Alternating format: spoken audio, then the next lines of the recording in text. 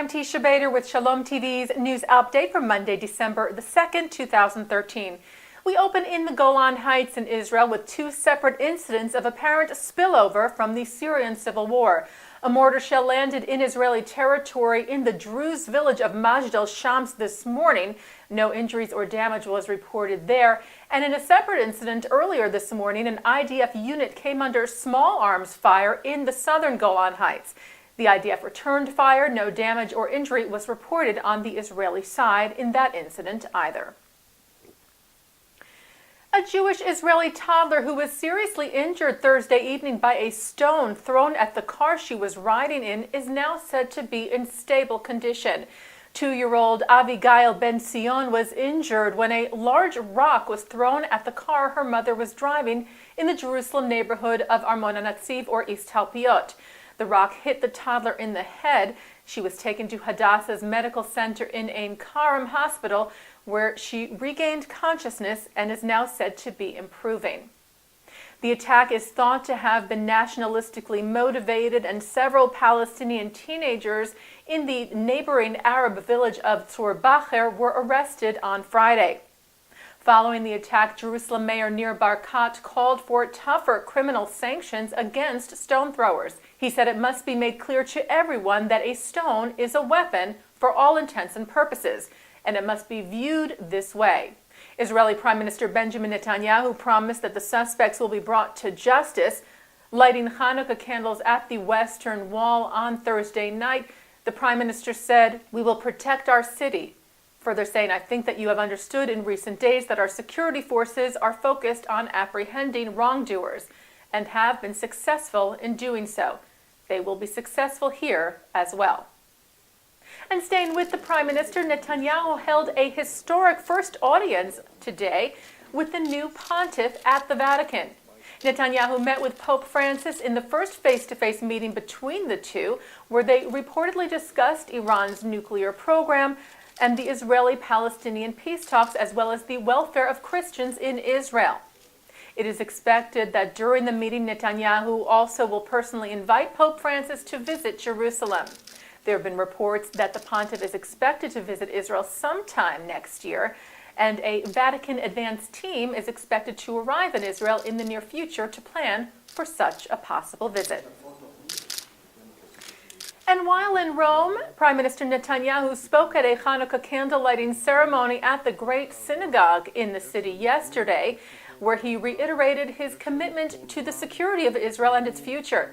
In what was an apparent reference to remarks made earlier in the day by former Israeli Prime Minister Ehud Olmert, Netanyahu said he would not be quiet when it comes to the vital security interests of his country. Olmert had criticized Netanyahu earlier in the day at a conference at the Institute for National Security Studies in Tel Aviv over the Prime Minister's outspoken opposition to the U.S.'s support of the recent international agreement reached in Geneva with Iran over its nuclear program. Olmert slammed Netanyahu for, quote, waging war against the U.S. administration.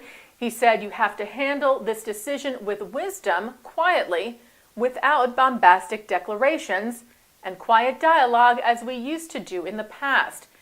At the synagogue in Rome later that day, Netanyahu said it was very easy to be silent, very easy to get pats on the shoulder from the international community, and to bow one's head. But the Prime Minister said, "I am committed to the security of my people and to the future of my state, and in contrast to periods in the past, we have a loud and clear voice among the nations, and we will sound it to warn during times of danger." U.S. Secretary of State John Kerry will be returning to the Middle East later this week. Kerry is set to visit Jerusalem and meet with Israeli Prime Minister Netanyahu, and also visit Ramallah and meet with Palestinian Authority President Mahmoud Abbas. State Department spokeswoman Jen Psaki said that the Secretary of State will discuss a range of issues with Netanyahu, including Iran and the negotiations with the Palestinians. The Jerusalem Post reports that hundreds of Palestinians and international activists set out on what is being called a reverse flotilla from Gaza today in protest of and attempting to break Israel's 6-mile naval Gaza blockade. However, the flotilla remained within its permitted boundaries and ultimately returned to shore with the presence of many Israeli ships and aircraft in the area. The Israeli Navy had prepared for the possibility that the flotilla would challenge the security blockade, which is in place to prevent the smuggling of rockets and missiles into Gaza and to prevent sea-based terror attacks against coastal Israel. A Palestinian teenager convicted of last year's bus bombing in Tel Aviv, which injured 26 people, will face a maximum conviction of up to 25 years in prison. Mohammed Abed al-Jafer Nasser Mafarja, who is 19, had charges that would have allowed the conviction of a life sentence dropped against him as part of a plea bargain deal for the bombing, which occurred in November of 2012 during Operation Pillar of Defense. Mafarja's young age was apparently one of the factors in the dropping of the harsher charge. He was not yet 18 at the time of last year's attack. And also the fact that while many were injured in the attack, no one was killed.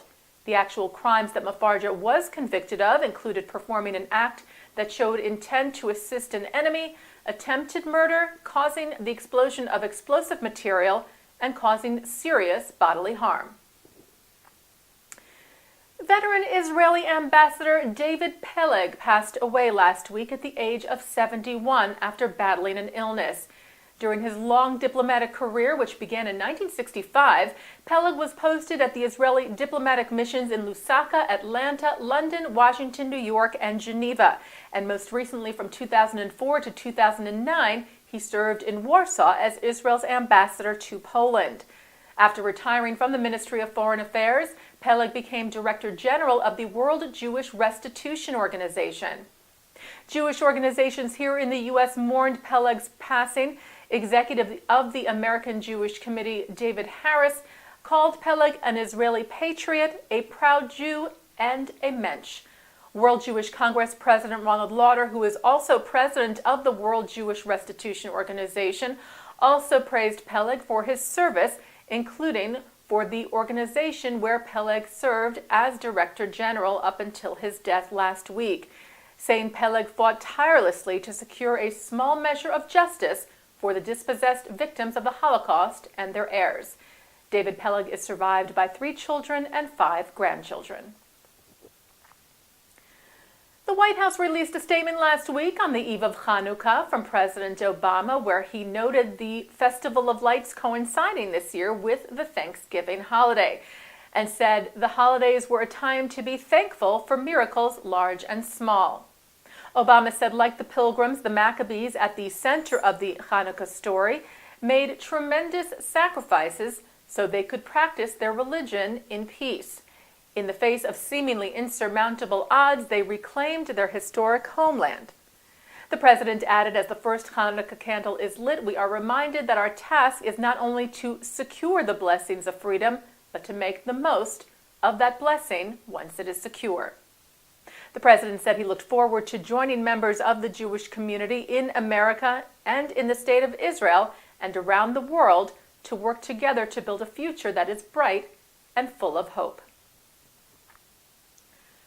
And looking at our Shalom TV programming for tonight, Monday, December the 2nd, we mark the 6th night of Hanukkah with candlelighting at 6:30 by Tony-nominated actor Jeremy Shamus, followed by a new segment of The Wisdom of Dr. Ruth Westheimer at 7. And at 9 tonight, Harvard law professor Alan Dershowitz joins Mark Golub to discuss, among other things, his new book, Taking the Stand, My Life in the Law. That's here on Shalom TV and ShalomTV.com. And that's Shalom TV's news update for Monday, December the 2nd, 2013. I'm Teisha Bader. Chag Sameach.